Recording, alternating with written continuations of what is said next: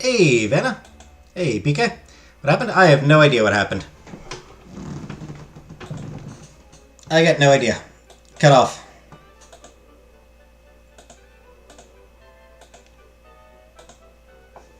Hello, Jordan. I don't know, it just cut off randomly.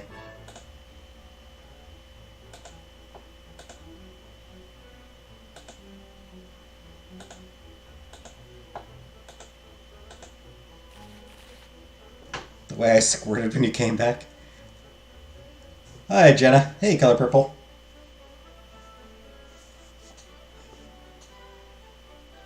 Oh, hey, Ashley. Hey, J-Dot. Hey, Killface.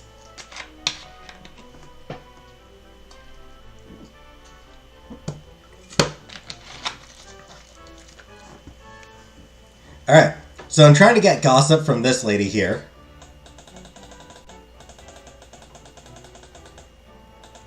And then this dude came over asking us to listen to him on the harpsichord. Hey, trailer.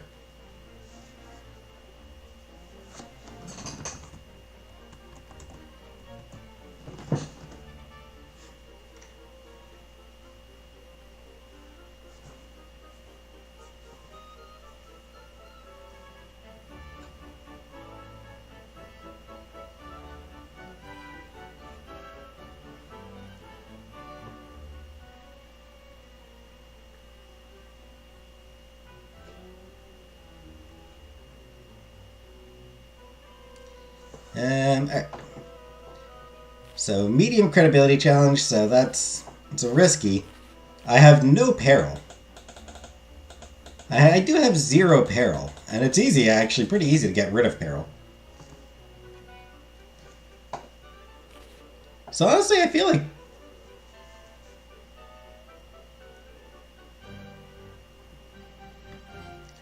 I think I'd actually prefer to avoid the challenge and just go straight to the... This just seems more sure to work. Like, this is... You know, this one I might win, I might not. This I'll definitely win. This I'll definitely get the gossip I want.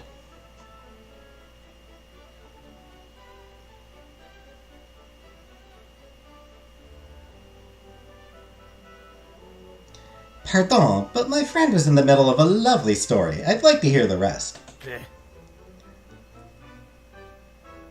I think that story can wait. Several others are already arriving to hear my work, and I was just inviting you to be polite. He hisses at you, in a way that feels distinctly impolite.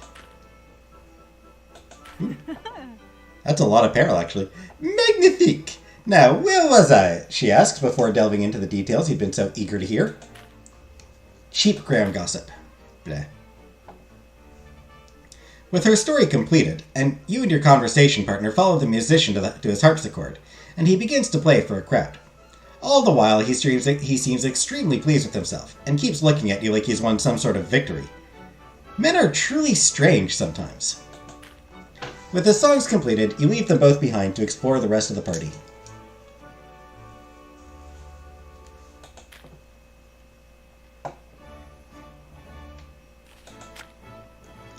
Persons of quality. It wouldn't be a party held by the aristocracy if someone didn't challenge your qualifications. In fact, the gentleman is approaching you to do just that. However, if you manage to outwit him, you might be able to get something useful out of it. Possible cheap grand gossip. Meh.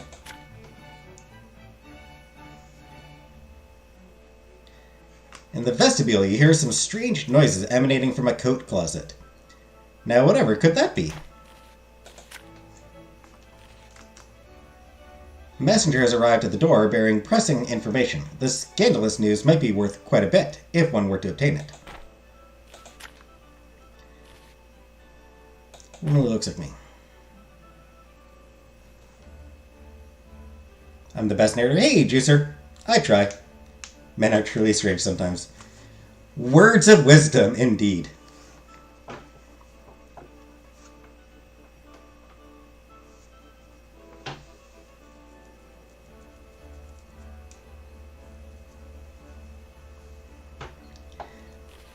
Alright, let's go risky. This one's risky because I could lose quite a bit of credibility. But I can get some good gossip. Strolling through the event, you find yourself in the vestibule of the party venue again. The room is empty, as the doorman appears to be off doing something else. Hey, Fart Garfunkel. Depressed and in pain and feel like cyberbullying.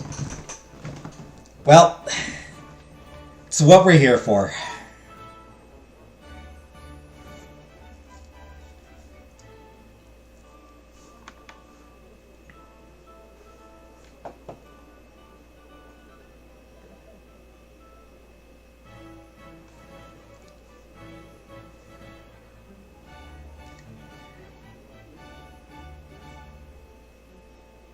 See, for cyberbullying, the thing to do for cyberbullying is find someone who's like a total asshole. Like, find someone who's just genuinely an asshole. And just be like... And just tell them, you smell like farts. Or like, you're stupid and you look how a fart smells. You look how a fart smells. That's what you tell them.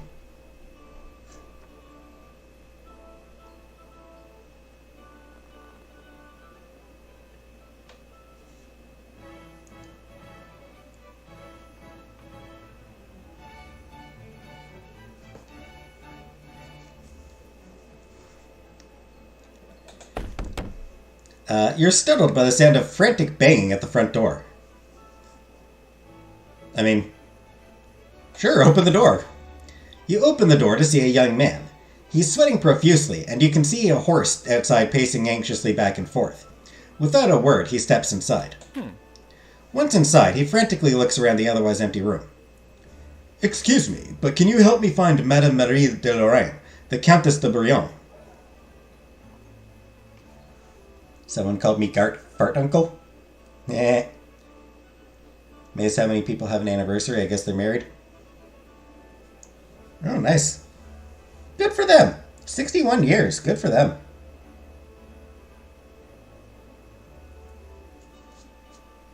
Fart feet.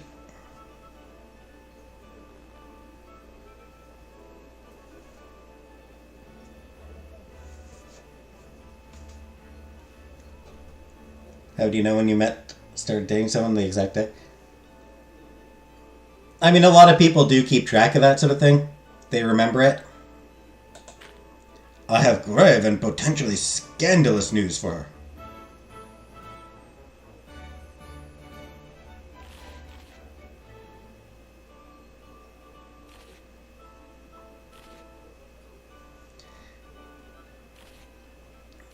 This seems risky. We can't risk you being spotted inside. Tell me the news and I can deliver it for you. We can't risk it? He asks slowly. No, I shall fall prey to such vile trickery. Out of my way.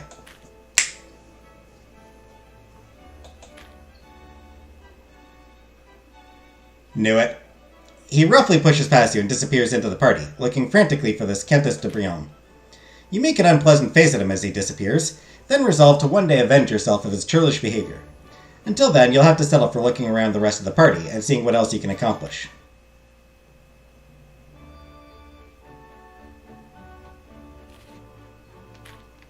I'll see what that gossip is later.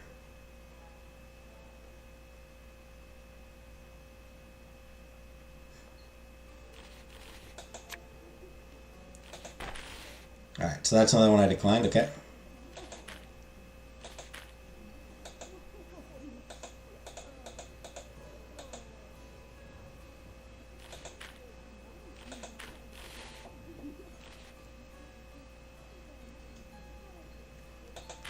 Alright. Let's go make some money.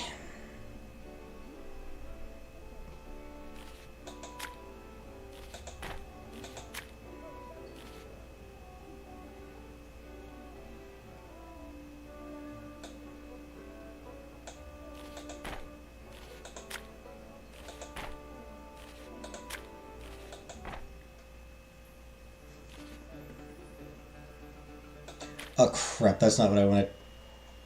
Ah, hold on.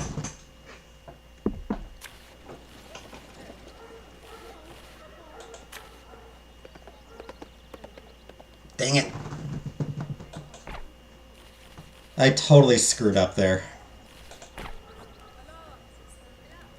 Man, I screwed up bad. I went to the wrong place and then didn't even buy... Ah. As his rent is due today, as on my wages. 40 livres. Pay your rent and servants. Merci beaucoup, madame, Camille says with a curtsy as you hand her the money. Camille leaves to deliver the money, and with that business concluded, your day may continue.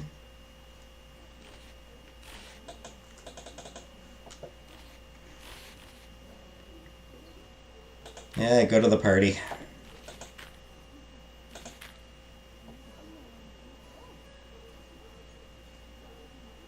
Military ball, and I've got a dress that it helps with the military. Alright. You brush off the notion and step down out of your carriage. You already know what rumors to listen for and what advantages you already have at your disposal.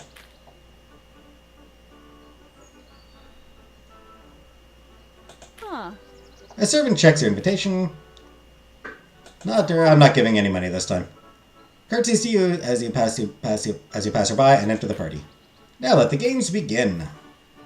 Loving these costumes, indeed. Previous experience. The Dragoon, Corporal Dalvanier, seems to have heard something that's bothering him. Perhaps you could help unburden him of such a worry. Small wager. Sister of an artilleryman seems to know simply everything that her brother overhears in the barracks, but to learn more you'll have to divert a tiresome boor who keeps interrupting.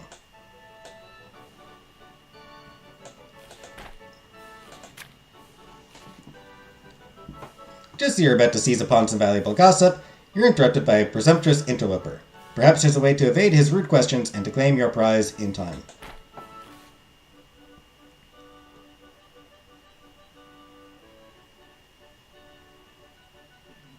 Wanted to be King Cobra, but it was too much to buy this close to Halloween. So thinking delivery driver who just got in a car crash.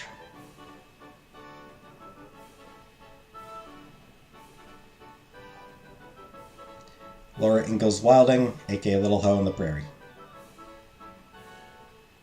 Skeleton.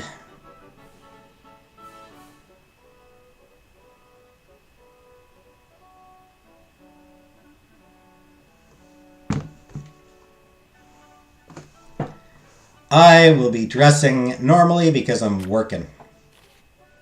Alright, scattershot, so let's try to get some good gossip here. At this moment, you're in the middle of chatting with a woman who seems to be in possession of exactly the kind of rumors you're looking for. Her brother is an artilleryman, who also happens to gamble like a fiend, and loves telling stories about the last indecorous goings-on that he overhears in the process. Well, she hasn't gone to the details yet. You know that whatever cheap rumor she's heard will concern the military. Just as you're about to learn what you need to know, another woman suddenly wanders into your conversation, gesturing to a flower arrangement on a nearby table. Oh, have you two heard that these flowers were gifted by the Duchess de Tourzel? I had no idea. Are they from her personal gardens? Your conversation partner replies. You can feel the conversation pulling away, but you don't have what you need.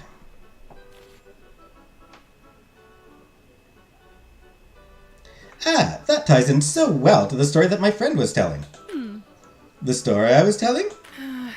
Oh, I had no idea. Please do go on, the interloper replies, almost disoriented by the revelation that other people have interesting things to say. Ah, yes, where was I? Your storytelling acquaintance says, before launching into further detail on the latest she's heard from her brother.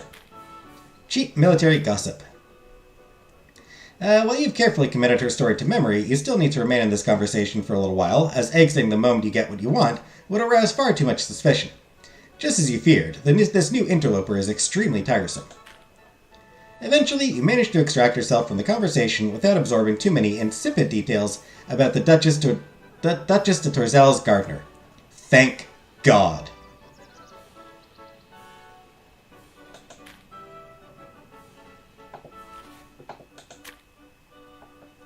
wife of a soldier is having trouble consorting with the other military spouses at this event. Which is their loss, as she seems to know some interesting things.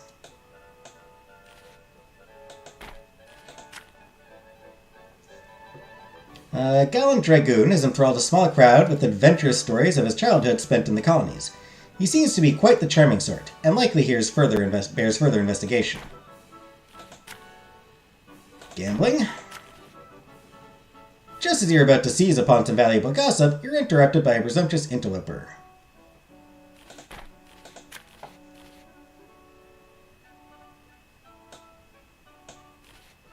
Let's try this lady. As you stroll through the space between the tents, talking in the sun, you see a woman sitting alone and angrily sighing to herself. You decide to approach her after she shifts listlessly in her seat for the 5th time. Dieu merci, I was starting to think I'd become invisible, she says to herself when she notices you. Sacre bleu, you're an Yvette Decaux, aren't you? She gasps as she looks you in the eye for the first time. It's almost unnerving how recognizable you've become. Well, at least you understand how it feels to be out of place, she sighs, this time less unhappily. My husband is a soldier who was recently transferred to Paris. I followed him, of course, but now it means I'm in a city where I don't know anyone. I've met the other military wives, but they already know each other, and my every attempt at pleasantries is rebuffed. She looks down at the table and starts to shake. I'm just sick of this. I'm sick of parties where everyone only wants to talk about the army. I'm sick of haughty women who find every excuse to disregard me. I'm sick of other women acting like they're better than me because their husband outranks my husband. Nobody ever listens to me, but I sure listen to them, she says, rolling her eyes. What exactly do you hear when they ignore you? Oh, so many things. For example, did you know that... With building excitement, she tells you of the latest goings-on and misbehaviors that have been bubbling up within the military's ranks. Ugh, and honestly, it gets so much worse than that. Worse? Please tell me more. Before we continue, Yvette, I just want you to know that I know you're using me. Oh. However, I simply don't care at this point. What do you think of this? Shocking, nice! I'm sorry, lady. I'm sorry. I don't mean to use you. That's rude of me. We should get together sometime. We should hang out and... Let's go for tea. Let's go for drinks sometime.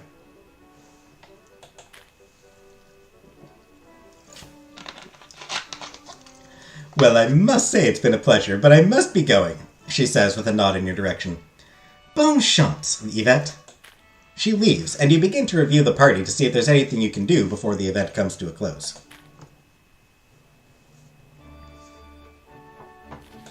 And good gossip.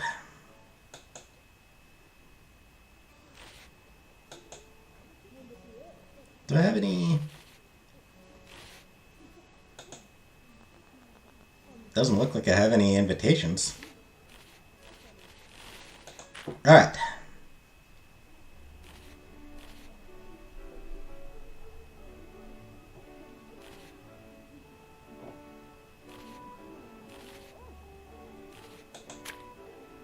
Here's what I want. Le trompette de peuple.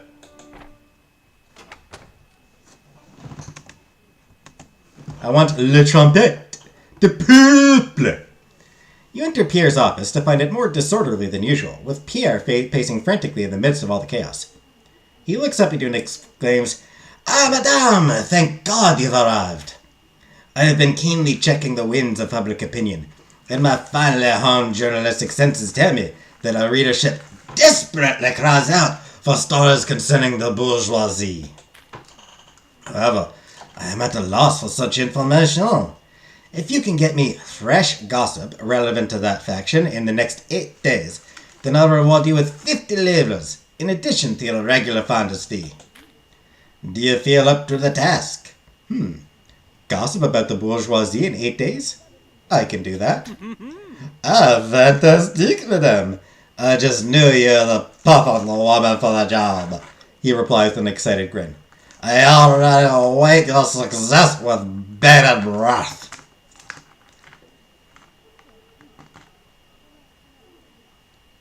I feel like I might be getting him drunker and drunker with every word. Every sentence that I speak of here, it just gets drunker. Now then, do business, yes?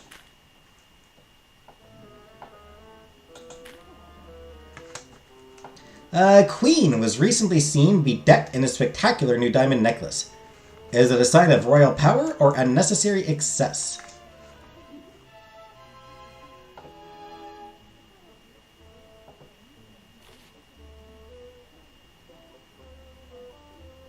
Yeah, sell that one.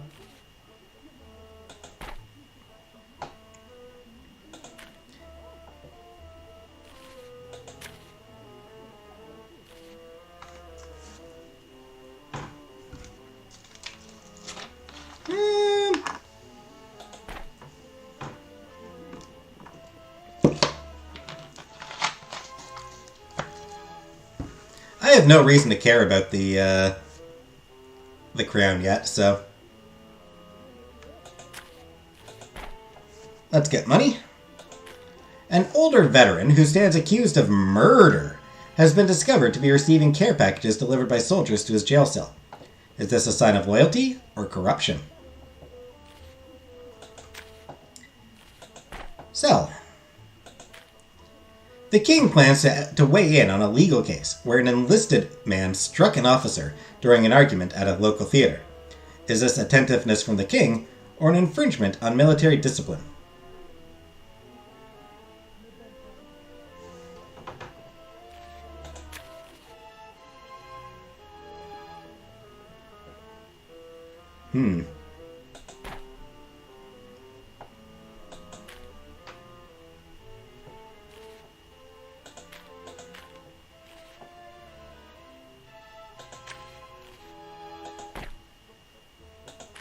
They say that the king has been discussing changes to how the army pays its wages.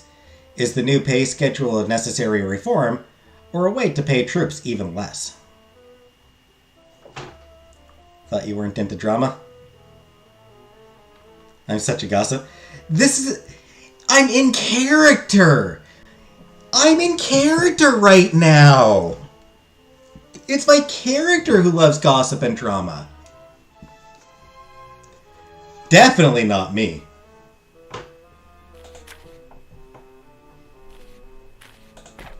Alright.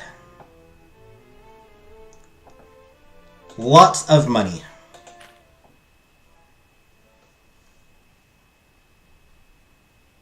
This is how I vicariously spill that tea. Yep. Where are my invitations? Why am I not getting any invitations to anywhere?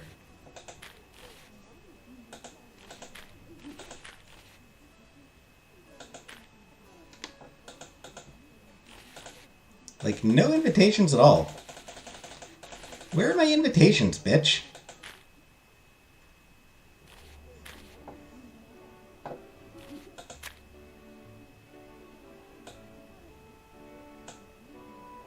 Alright, so I need bourgeoisie gossip.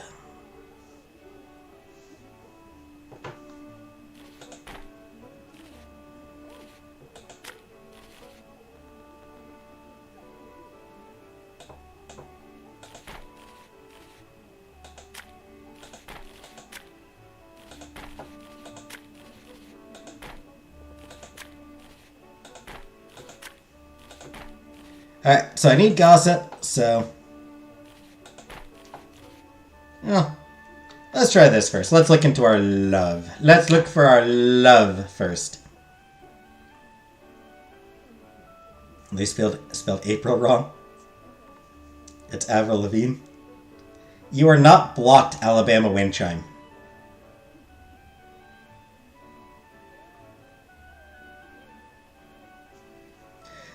Courtesy of Pierre, you've learned about an art studio that Armand used to visit. Unfortunately, that studio was shut down after being raided by the Gay Royal. This investigation may require some discretion on your part. Hopefully I can reduce my peril. Tugging on the edges of your hood to make sure your face is hidden from view, you glance down again at the hastily scribbled address Pierre gave you in his office. In addition to your regular traveling clothes, you have a small bag hanging off of your shoulder, and a portable lantern with a flint. You waited for sunset before you headed out, as it feels like these sorts of things are better done under the cover of darkness. However, everything still feels too bright. Every hanging lantern, every candlelit window feels like an eye staring down at you. Winding your way through the narrow streets, you can't help but think about how out of the way this place would have been for Armand. Yet, Pierre said that he was still a regular visitor. Despite yourself, you find your heart beating faster and faster as you get closer to the abandoned studio. Rounding a corner, you find yourself on an empty street, looking across the road at the studio. The windows of the small two-story building have been boarded up, and there's a charred hole in the roof. A sign nailed to the door reads, "Closed on orders of the king." Glancing around, you don't see anyone at all, as if the king's notice somehow closed the entire street. Rather than stand around in the middle of a dark street, you hike up your skirts and hurry across the road to the studio. Change the name of the stream to Spilling Tea and you'll get like 5,000. For like 5 seconds, and then they'll see what I'm actually doing.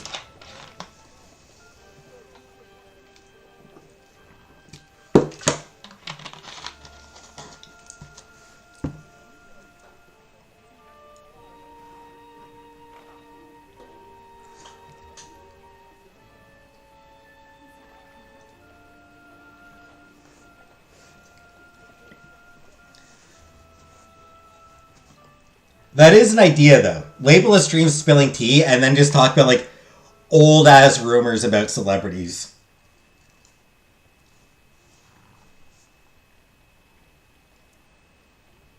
Do I get a lot of donations? Nah, I don't. Not many at all. Which is fine. You know, I have a full-time job. YouTube is really just a side hustle at this point. You know, I'm not doing YouTube for money anymore. I am just doing it for fun.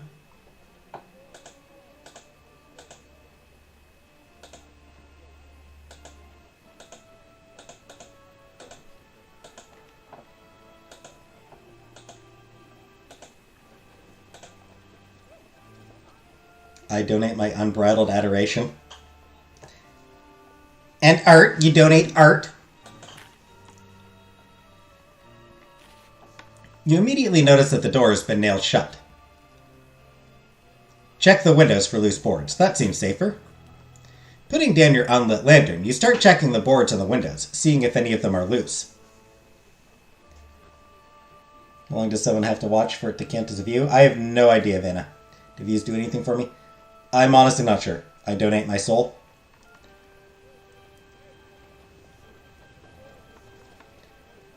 Why do I shout when someone asks me a question? Sorry. I'm trying to... I have a loud voice. I'm a loud speaker. I speak loudly, Alabama. I'm not trying to lie. Or not trying to shout. I'm just trying to... Yeah, I don't know. I donate comedic relief. Can I return it, Fart? Donate my inspiration for bedtime stories? I'm sorry, Fart. That was rude. That was a mean thing for me to say.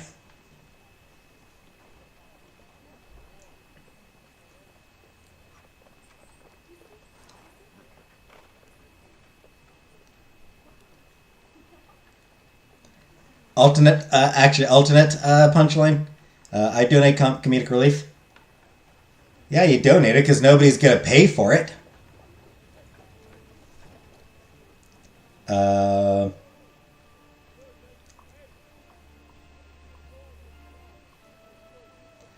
Get to track me.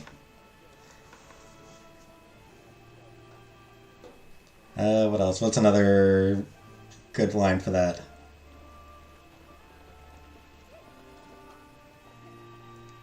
Yeah, that's what I'll do. You start checking... anyway, putting down your unlit lantern, you start checking the boards on the windows, seeing if any of them are loose. On the third window, you find one set of boards easily gives way, like it's been pulled out before. Someone else has been here. Okay, Bald. Ouch. Gingerly, you take down each of the boards, leaving them in a neat pile by the window to be put back later. Secrets are easier to uncover when nobody knows that you're looking at all. You carefully ease yourself through the window, making sure none of your clothes get caught on any exposed nails. Once inside, you close your eyes for a few moments so they'll adjust to the darkness faster. Inside, the studio is even darker than you would have guessed. Between the boards and the windows, on the windows, and the lack of lighting in the surrounding street, it's nearly impossible to pick out any details smaller than the walls and doors. You carefully use a flint stowed in the base of your lantern to light it, then muffle most of the light with the hem of your cloak. Now that you have a little more light, you can see that most of the furniture inside is broken, and enough things are missing to make you wonder how much the gay royal sees during their raid. It's also only a matter of time before someone spots you and comes to investigate. Have to be Farts Zoloft?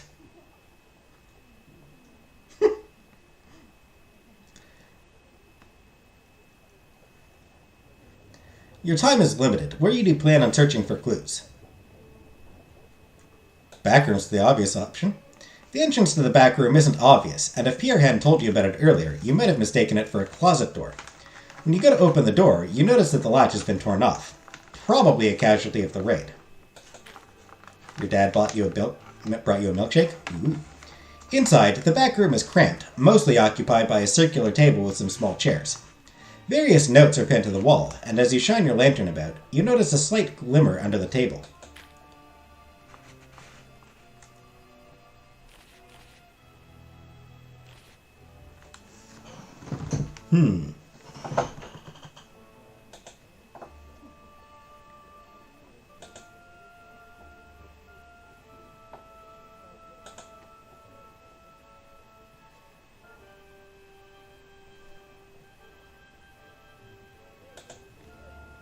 Hey, hamburger eyes.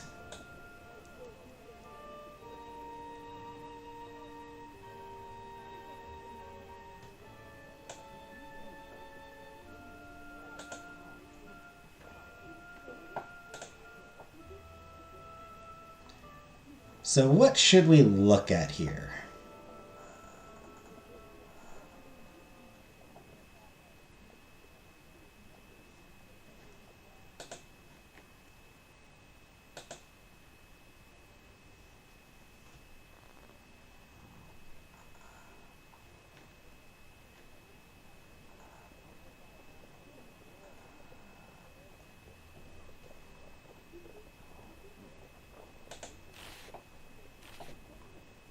Notes on the wall seem obvious. You lean close to the notes on the wall and squint to read them. None of them make any sense, as if they are written in another language or some kind of code. Nope, wait, it's just terrible handwriting. Eventually, you can deduce the meaning from the malformed letters. All the notes are suggested readings, various books and pamphlets. They seem to cover a broad range of texts related to history and political theater. While some of the authors are French, you notice that most of them are from elsewhere in the continent, especially in Central Europe. While you're sure reading this list is insightful, it won't bring you closer to finding Armand.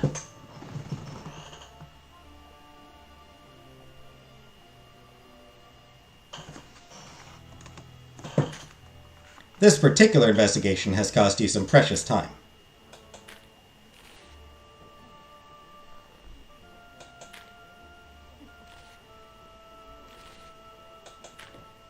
The stairs creak underneath your feet as you make your way to the second floor.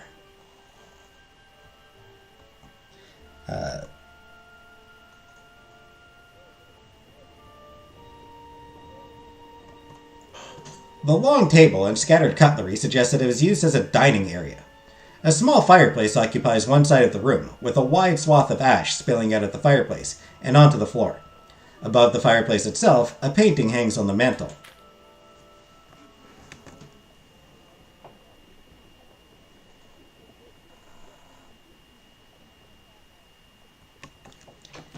Investigate the painting hanging above the mantel.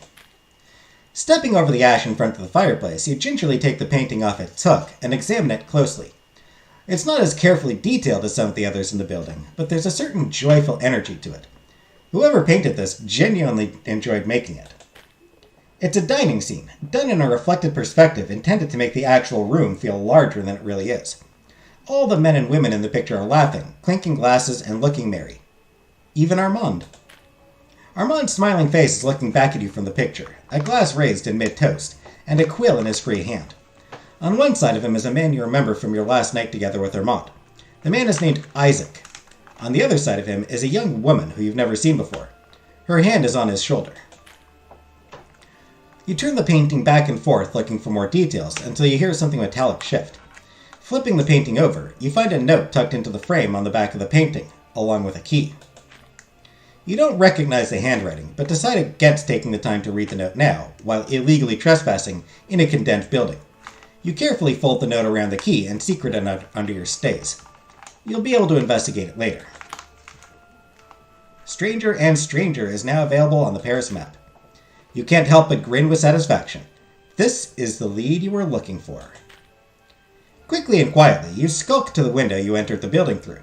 Peering through the window, it seems like the coast is clear for now. You lever yourself out the window and into the street. Outside, you fastidiously put the boards back where you found them on the window. Your ears perk up at the sound of approaching footsteps, and you spot the reflection of lantern light off nearby buildings. The Gay Royale are on their way, but as long as you keep moving, you should be gone before they arrive. Sea Monkey Hot Tub? I'm not doing the hot tub.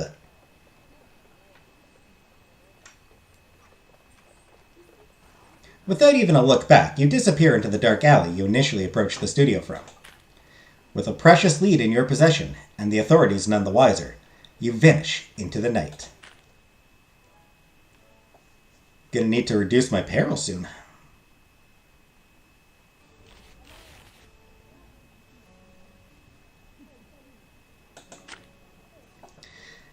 Vice-Countess Margaret Dampierre requests the attendance of Yvette Decaux to their triumph on April 17th.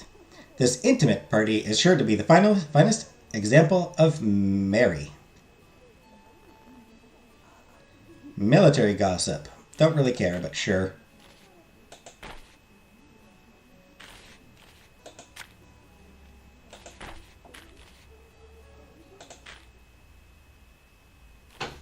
They make laptops portable for a reason.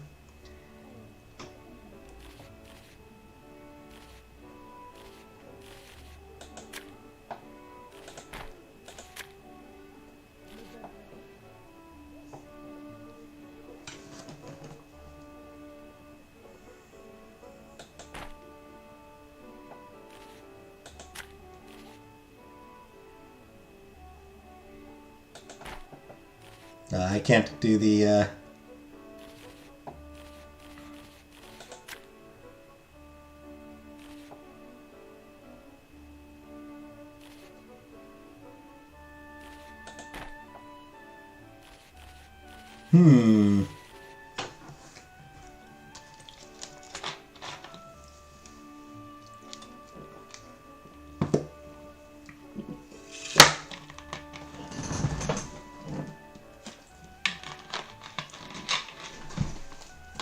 I've got plenty of money right now, so I don't need to worry too much about money at the moment. Which means I don't really need to worry too much about gossip for the moment.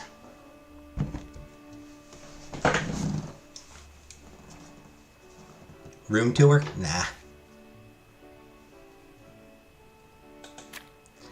Café Principe. Coffee house frequented by philosophers, artists, and academics. Get coffee, update your knowledge of the political factions in Paris, and speak your mind. This seems like it might be a good place to get information on the, good place to look for that, that servant. Strolling through central Paris, you weave your way through crowds of excited students, pontificating intellectuals, and agitated artists. It feels like every corner is home to another gallery, or part of the various academies strewn throughout the district. Your nose picks up the scent of fine coffee, and you find yourself subconsciously gravitating towards the origin of this delightful smell. The closer you get to the source of the scent, the thicker the crowds become. Would I ever consider a patron? No, because then I'd have to, do something. I'd have to, ensure that there's some sort of content for people. I'd have to ensure, like, I'd have to, yeah. Eventually, you arrive at a bustling coffee house with large glass windows. The sign outside reads Café Principe. Café Principe? Your heart sinks at the sight of the massive crowd of students milling around outside the cafe. It doesn't look like you'll be able to get in at all. However, before you can give up on this venture, a woman in a coffee-stained apron emerges from the door. She loudly asks if any of the students are actually interested in buying anything, or if they're just hanging around to look important. Sensing the hostility in this rhetorical question, the students quickly dissipate. Satisfied, the woman in the apron heads back inside. With the doorway cleared, you happily enter Café Principe.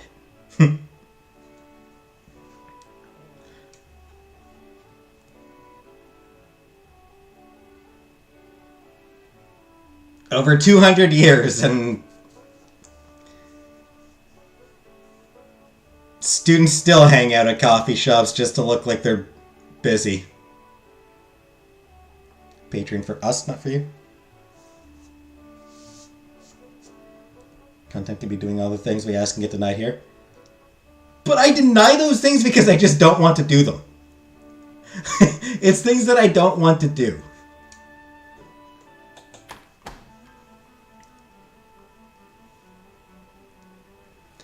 Inside, the coffee house is packed with customers engaged in animate conversation and gesticulating wildly with cups of steaming coffee. Growing up, you were often told that religion and politics made for poor conversation, but it appears that none of these people got the same message. Finding a seat at an empty table, you're approached by the woman from before. Am I wrong, or do her eyes look like slightly different colors? Bonjour, madame. My name is Marguerite, and let me be the first to welcome you to Café Principe. What can I get you? Yeah, let's do a tutorial. Huh. You gesture around the cafe as you ask the question, and the woman follows your gesture as it accidentally points towards a portly older man surrounded by a group of politely giggling young women. Oh, that? She asks. That man is Monsieur Bomer. He is a regular. As for the women, they are prostitutes. At the sound of fresh giggling from Monsieur Bomer's table, she leans in close to you and whispers behind her hand, He's not actually that funny. The laughing is just good for business. Fair. We always have reasonable requests. Sure. They're just things that I still don't want to do, though. Hot tub chat isn't out there. But I don't want to get in the hot tub kill face. Is there anything else you'd like to know about? I meant the cafe. How do things work here? Oh, the cafe! The woman exclaims, suddenly understanding your point. Don't worry, everything here is pretty simple. I watched it play out with our patrons the same way every day for the last few years. First, you come in and sit down and order something. Well, we can't make you order anything. We would strongly prefer that you order some coffee. She stops to stare at you significantly for a moment. The coffee also pokes you up and makes you less exhausted if you're feeling tired. It's no substitute for sleep, but it's a start. After you get your drink, you can settle in alongside our patrons here. They're all obsessed with politics, so it's easy to find out who among the high and mighty is doing well at the moment. Everything's always shifting in Paris, so it's nice to come in regularly and stay informed. Once you've listened for a while, you'll probably get dragged into one of the debates. Be careful with your answer, as news travels fast. Depending on who you support, you can earn favor with people from one faction, but lose it with another. After that, you head home with a little more energy, a little more knowledge, and hopefully, you're a little more well-liked. That's all there is, really. Now, if you can excuse me, madam, I must get back to my other tables. You're absolutely certain that your waitress is the woman that used to work for Maxime all those years ago. However, you'll have to visit sometime later to engage her about that particular suspicion. Today, you're just focused on coffee and conversation. She favors you with a quick curtsy before leaving, and you get settled in. Hey, Luddite. It feels familiar, like a louder and livelier version of Le Cygne, the public house you used to frequent back home. Taking out your journal and a pencil, you close your eyes and relax, just listening to the bustling cafe. Not focusing on one individual, but letting the sum total of the room flow into your ears and assessing it all together. Occasionally, you open your eyes to jot down notes. Journal has been updated with the standings of all the political factions in Paris. Hurrah! After a few minutes, it becomes obvious that the Crown is significantly more powerful than the Revolution. While it might be possible for the Revolution to make the Crown give in to their demands, they would have to build strong alliances with the other factions in order to do so. Opening your eyes, you switch your focus to something more specific. You scan the room, looking at everyone's manner of dress and body language. You're looking for more subtle hints about where everyone's allegiances lie. More notes quickly scratched into your journal. Frowning in irritation, you look down at your notes and realize that there's no clear pattern in anything you've seen. It seems like the minor factions of the city are nearly equal in power, and this jumble makes it difficult to discern any additional information about them. Now that you have your bearings, politically, you start becoming a little more involved with your fellow patrons. Love to get paid to sit in a hot tub and laugh during chat room time? I know, it's just I don't want to. The cafe is bustling, with discussions swirling around you in an ever-flowing morass. Cheers scrape the floor as patrons get up to switch seats in order to be better positioned in their current debate.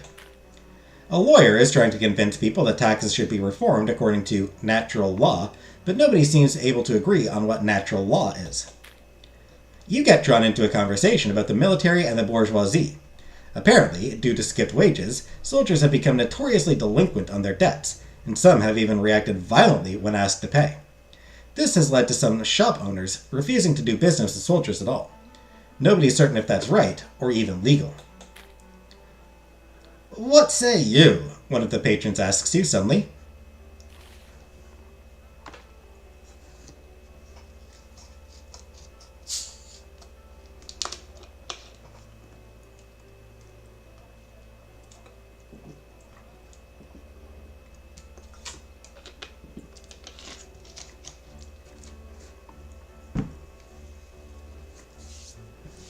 I'd hate it if you did a hot tub stream. I beg you not to do it. Works for me, Jordan. Thanks for understanding.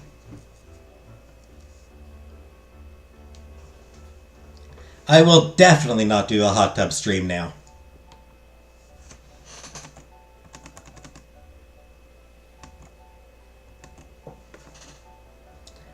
I support the bourgeoisie. They have every right to only do business with the customers they trust. I mean, I'm trying to get in favor with Anrad. At least one of the people in the discussion feels satisfied with that answer, but not everyone seems pleased. You're certain that your opinions will be known by nearly everyone in Paris by the time the next morning comes around.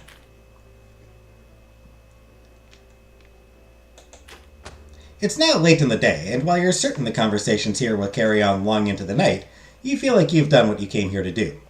You say your goodbyes to the various patrons at the cafe and head home, with a little more knowledge than you had before.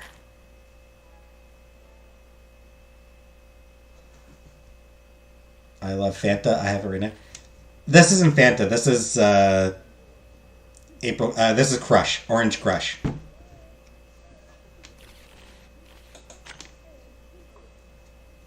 Duchess Suzanne Lusignan requests the attendance of Yvette Decaux to their military ball on April 14th. This intimate party is sure to be a most spectacular display of merry gaiety.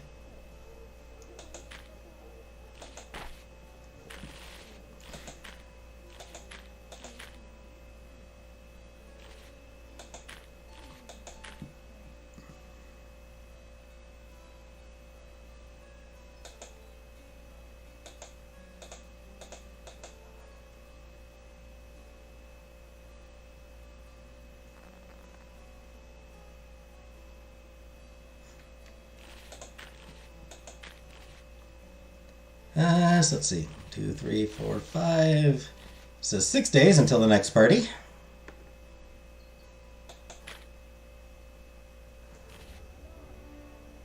Good night, Killface.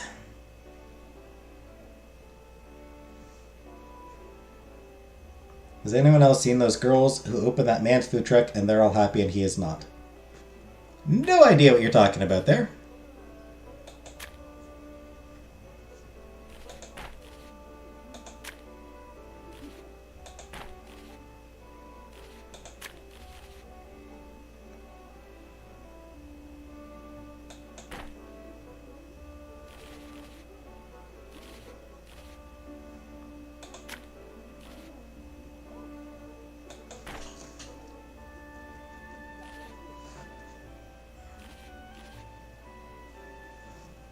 Alright, let's find out more about Marguerite. The waitress from Café Principe appears to be having some sort of emergency.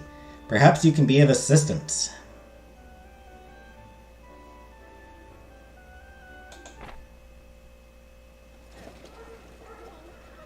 Wandering around town, you realize that you're near Café Principe, but you can't smell the familiar scent of roasting coffee beans, which is quite a shame, because the scent is absolutely heavenly.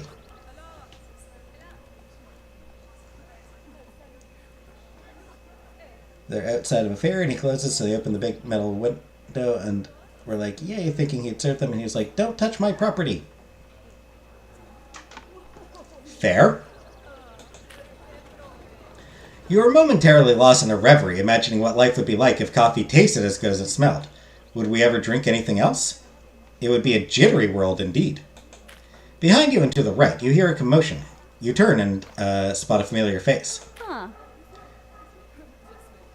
Does anyone have a stove I can use? This is an emergency! It's Marguerite from the cafe.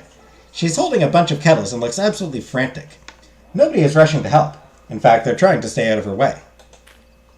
The stove in the cafe is broken and I have a lot of thirsty customers.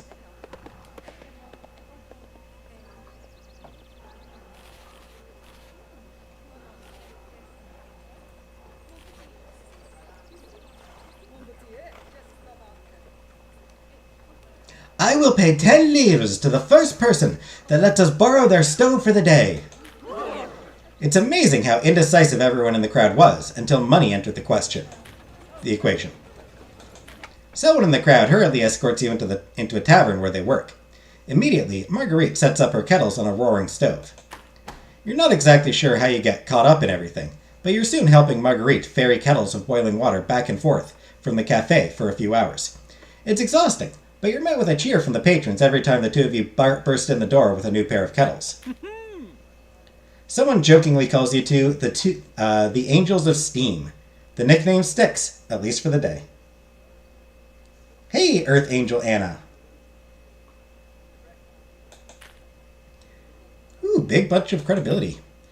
Thanks again for your help, Marguerite says to you for the umpteenth time as she passes you during one of your deliveries. Eventually, the day winds down and you head home. You're tired, but glad that things managed to work out.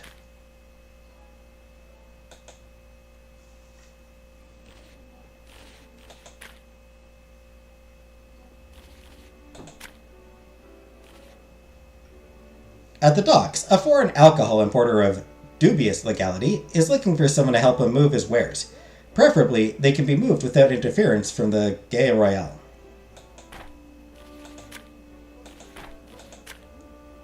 Let's see if I can get some bourgeoisie gossip. Rumor mongers.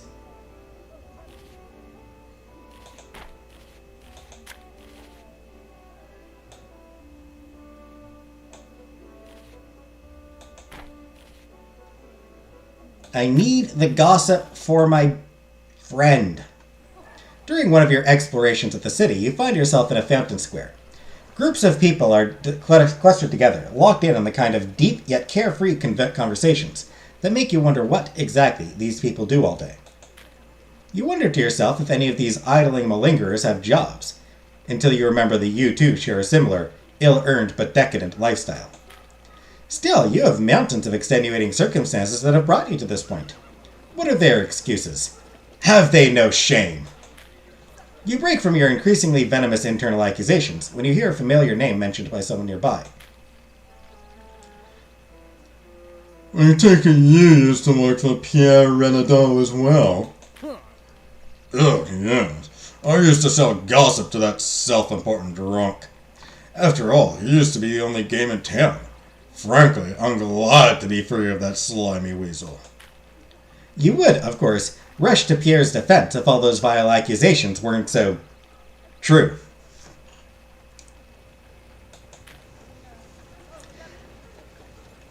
Now I sell what I find to a far more reputable clientele. Oh, anything juicy lately? The younger man leans in. I myself heard the most fascinating things about a certain general in the military. The older man puts out his hand for the other one to stop. What are you doing? Why exactly would I share anything I've learned with you? We're competitors in this business. His new compatriot chuckles. Oh, all we have to do is share our gossip between ourselves, and then sell it all to different newspapers on the same day. We each make twice the money.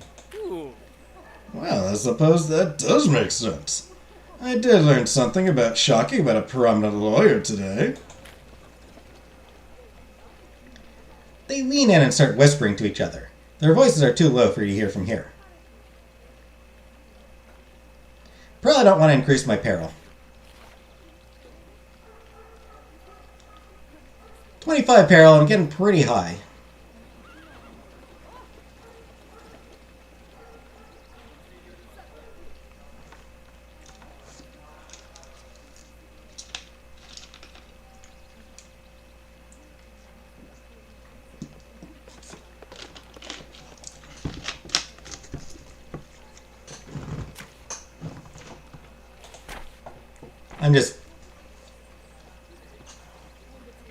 Alright, let's see if I can get both. Adopting your best, most vapid expression, you pretend to be utterly fascinated by some flowers blooming near them. The two of them pay you no mind as you approach and crouch low, listening to their exchange. The two of them continue to whisper back and forth, and your keen hearing manages to deduce all of the relevant details. This will be valuable indeed. Hey! The second you've gotten everything you need, you put up your hood and start to slink away. You can feel one of them glaring suspiciously at your back, but neither of the fools can prove a thing. But moments later, you're already free of them and heading home to jot down some valuable notes. A successful day, all in all.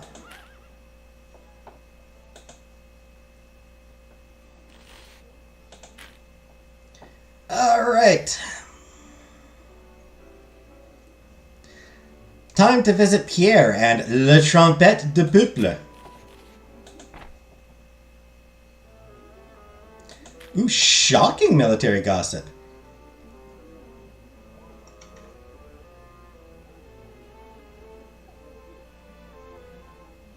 Sway the allegiance of the crown of the military towards the crown or the revolution by a medium amount.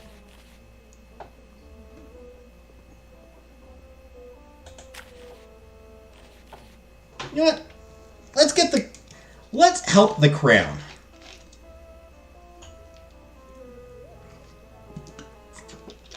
Screw the revolution, I think. Oh, good night, Jordan.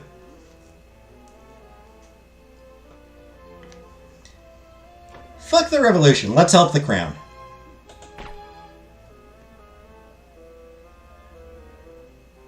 The allegiance of one of the factions has just changed. While the crown and revolution will always oppose each other, the church, military, and bourgeoisie are currently undecided. Their allegiance will determine who they side with in the coming conflict between the crown and the revolution. Shocking bourgeoisie. A lawyer recently got into a fist fight with an aristocrat who tried to claim a seat at the opera. Abused by the nobility or lawyer's unnecessary impudence.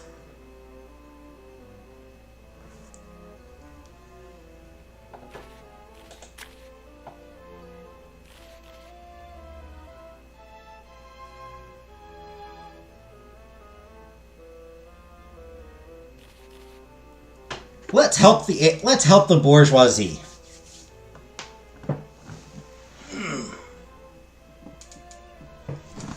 Let's make the bourgeoisie more powerful, shall we?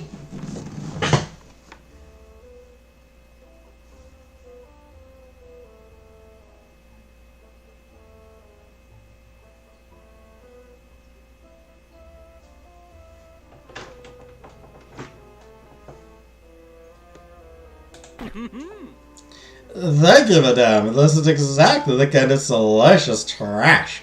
Oh.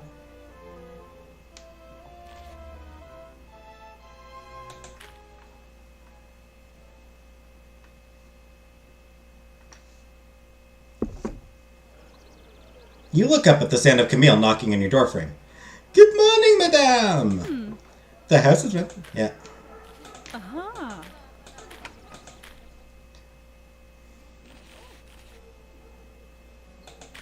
Alright.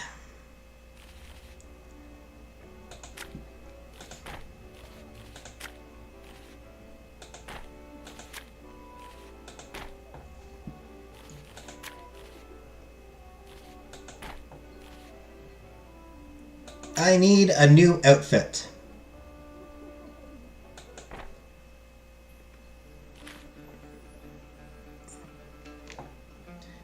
Next event is a military.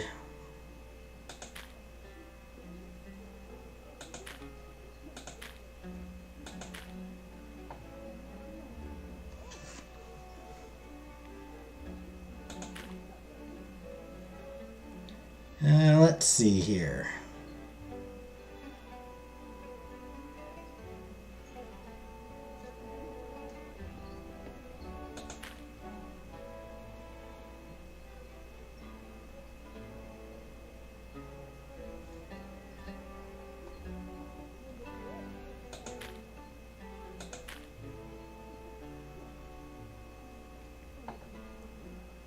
This one seems good.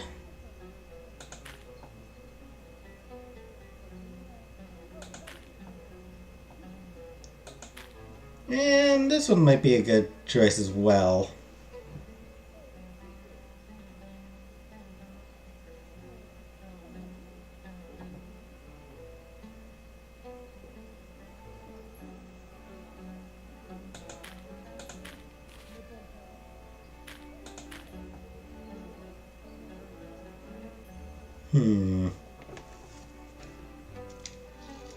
I don't really care about Church's approval.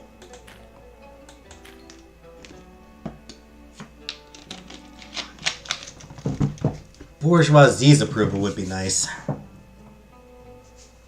But I don't have any bourgeoisie parties coming up, so...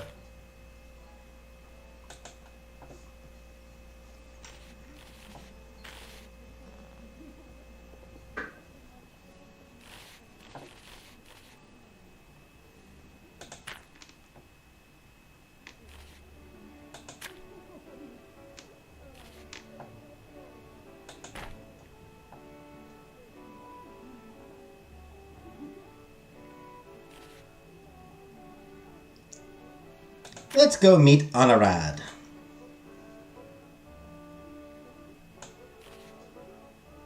You spot a certain wealthy widow making inquiries with a creator of bespoke furniture.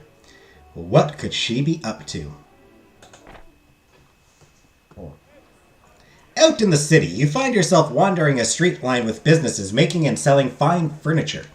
The air smells of rich woods, sweet resins, and pungent varnishes. Just looking at all the magnificent pieces on display is enough to make you wonder how much it would cost to replace the aging and splintering furnishings in your own home. Probably far too much. It's then that you spot a familiar figure wearing a dress as dark as midnight, examining a store with a worn and illegible sign. Madame Gazelle doesn't seem to notice you as she enters the shop.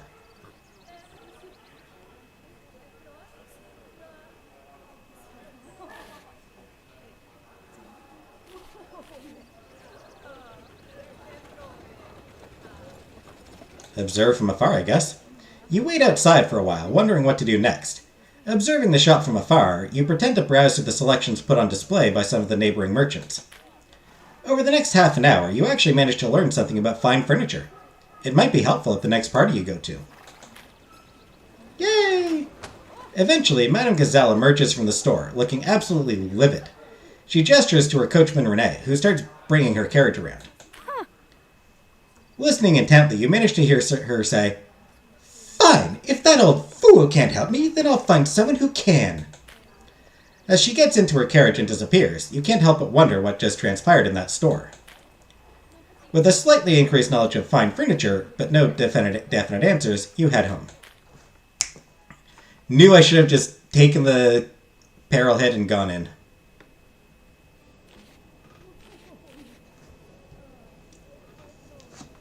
Silly of me.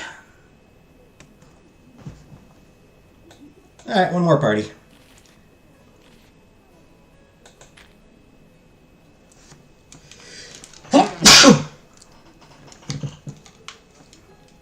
Excuse me.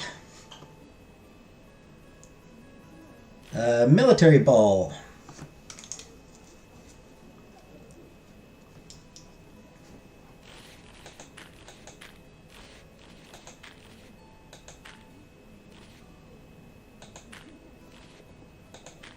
So let's wear this.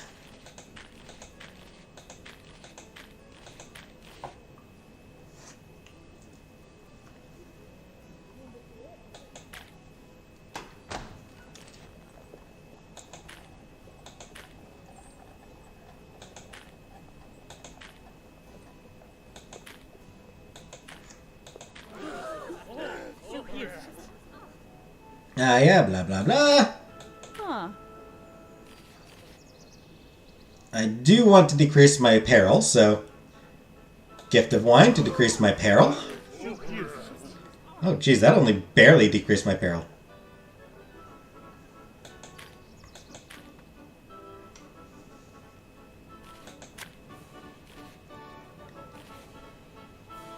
Money, whatever. A pair of gentlemen are discussing yet another scandal that the military has been drawn into. However, this scandal is part of a pattern that leads to some questioning where the military's true loyalty should lie.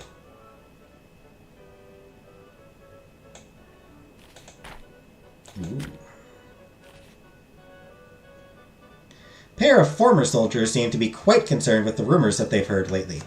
It's unlikely that you'd be able to get them to divulge these rumors altogether, but perhaps one could divide and conquer, as it were.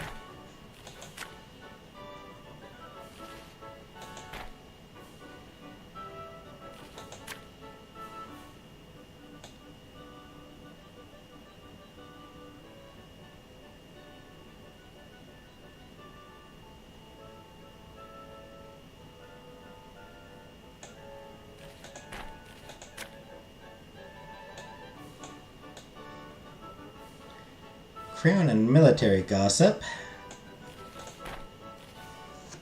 Might actually be more useful to try to get some revolution gossip and make them look bad. Let's do that. Let's try to get the... Two men without uniforms of any kind are talking with each other next to a cannon. They seem extremely tense, and this disquiet draws you towards them like a bayonet towards a heart.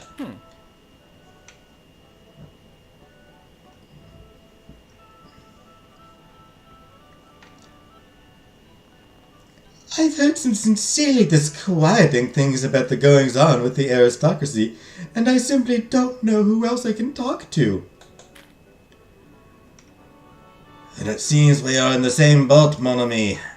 I have heard similarly distressing things about the revolutionaries from my friends who are closer to such circles. However, it brings dishonor upon my name to even voice such a thing. We can't afford to become enemies of either the crown or the revolution. You're not entirely sure what it would mean to be declared an enemy of the revolution, but if your encounters with Maximin are any indication, it'd be less than pleasant. Agreed. We shan't discuss this further, but for the sake of preserving our honor, the man on the left proclaims, with that outrageous seriousness that men sometimes muster for the smallest of contrivances. It's clear that these men are so bursting with the desire to talk that they can scarcely contain themselves. It'd be trivial to extract the information from them, should you make the attempt. However, there's truth to the danger they spoke of.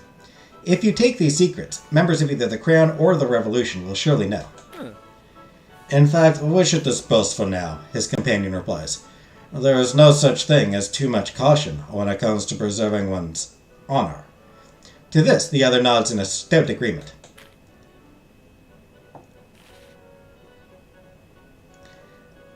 I'd like something related to the revolution, so the nationalist feels like the best choice. You follow the nationalist at a distance until he's far enough from his friend to not be overheard. Specifically, you arrange it so that you chant across him while he's acquiring new refreshments in a tent. He's widely chosen a glass of white wine, which is a better choice in the heat than a heavy red. Are you as parched as I am? He asks, when you pick up a glass of the same. It's a cheap ploy, but identical drinks make an easy conversation starter.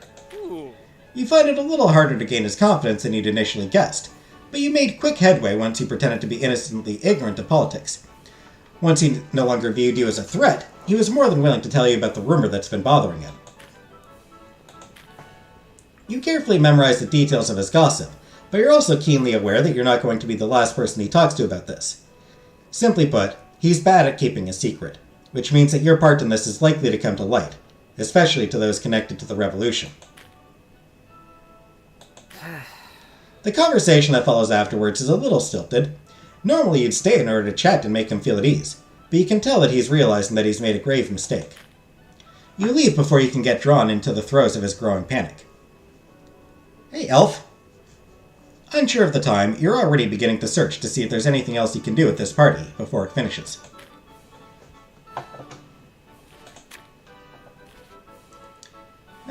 Some crown gossip.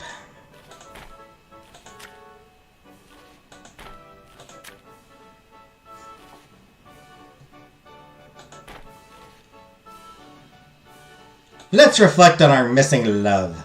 Our love, distant days. You recall a far-off memory. It's of the time when you and Armand first met. You wander around the party for a while, trying to find a conversation that feels right, but only end up feeling lost. Rather than wasting time on something that isn't working, you decide to take some time to yourself. It's been difficult to focus all day, and you're not certain as to why. Thankfully, you manage to find a deserted corner, so you can just focus on yourself. While you're adjusting your stay so that they sit more comfortably, you consider your poor luck. It's not you, it's just that nobody has anything exciting to say right now. If nothing else, this feeling is certainly familiar. Of course, when you last felt like this, the parties were much smaller. They were also much less elegant, and they felt even less exciting than the one you're attending right now. In fact, you were at just such a party, bored to the verge of tears and making conversation with yourself, when you heard someone walking up behind you. I'm sorry, I didn't realize this spot was taken. I was planning on fuming alone in the garden, but an occupier has already laid their claim.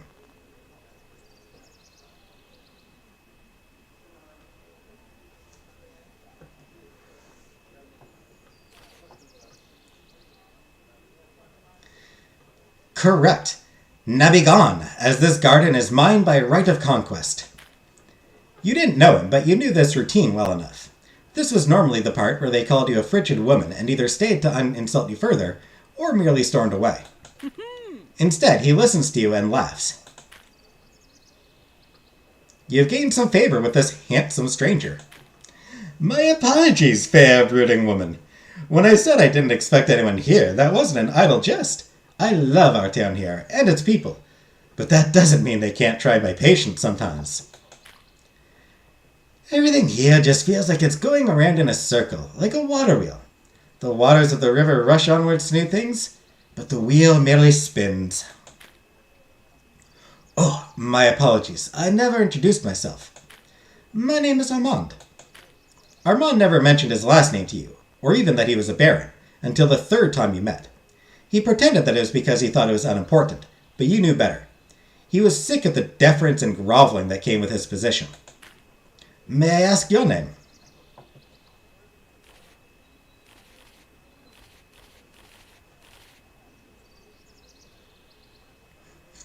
Yvette Decaux. It's a pleasure to meet you, Yvette. He takes your hand and gently kisses the back of it.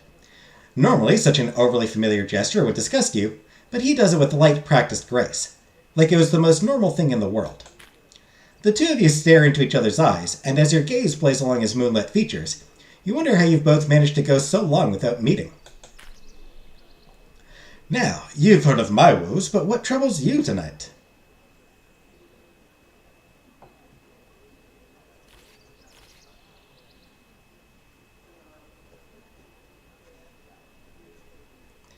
If it's all right, I'd rather talk about something pleasant. He smiles. I can understand that. Fury can be gratifying, but it rarely makes anything better. With a great effort, you both manage to divert the conversation to funny stories from your pasts. It feels like exactly what it is, a pleasant diversion. Something better than dwelling on anger. Hey, gain favor with Armand. Unfortunately, I must go, or my presence will be missed. However, before I go, please take this. It's frightfully cold out here, he says, taking off his coat and handing it to you. His breath steams in the air, and the coat is still warm with his body heat. Should you feel the need to return it, I like to spend my Sundays reading at Le Cygne. He says, gesturing in the direction of the tavern. With that, Armand leaves. The breeze blows and you feel a brief shiver, so you wrap his coat about your shoulders. The color smells like him, mixed with a trace of perfume. Like all memories, it begins to dissolve once the most important elements pass.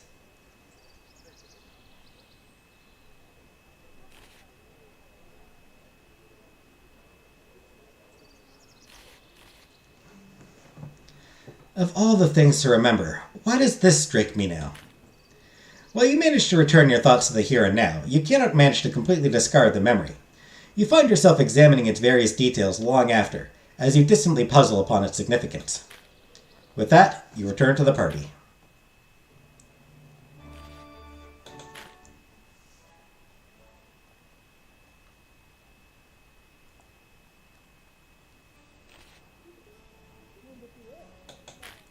All right.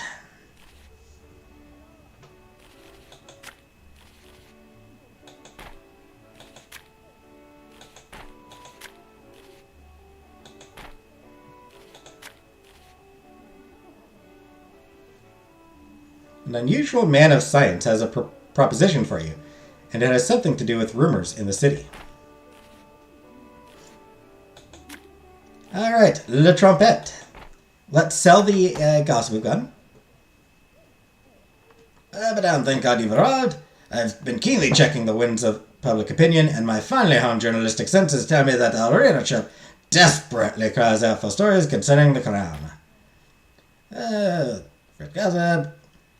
Blah, blah, blah. Ooh. Now then, to business, yes?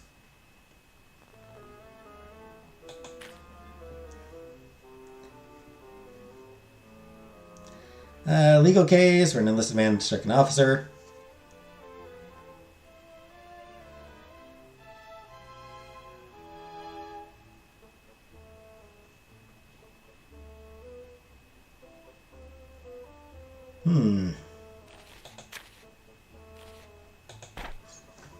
Military or money or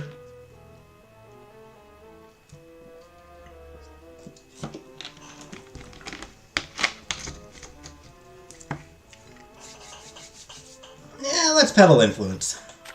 Push the military towards the crown slightly. A book salesman was recently arrested for printing profane criticism of the royal family. Is it punishment for vulgar slander or repression of necessary criticism?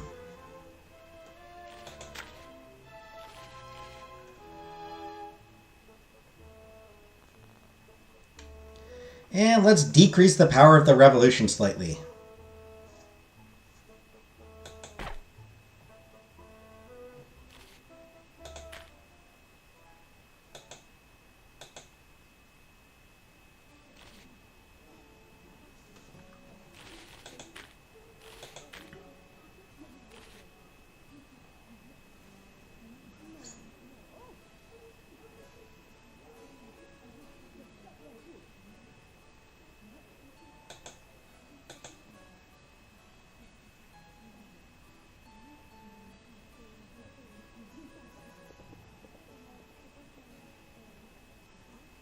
I didn't realize the bourgeoisie looks like.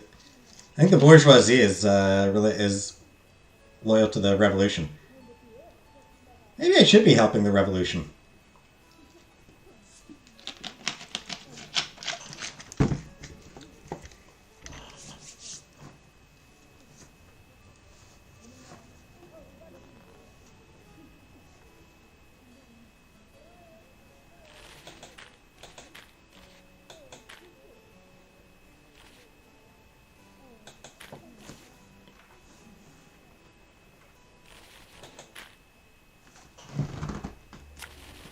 All right.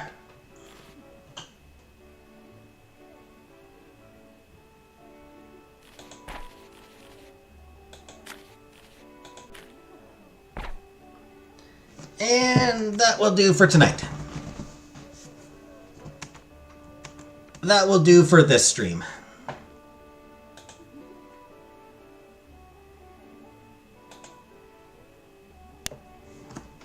for the 6 of you who are still here, thanks for staying.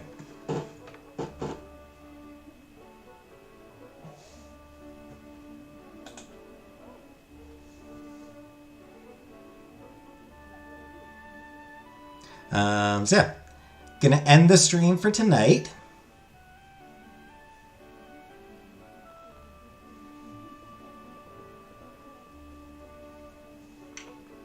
And yeah, I'll see you all when I see you again.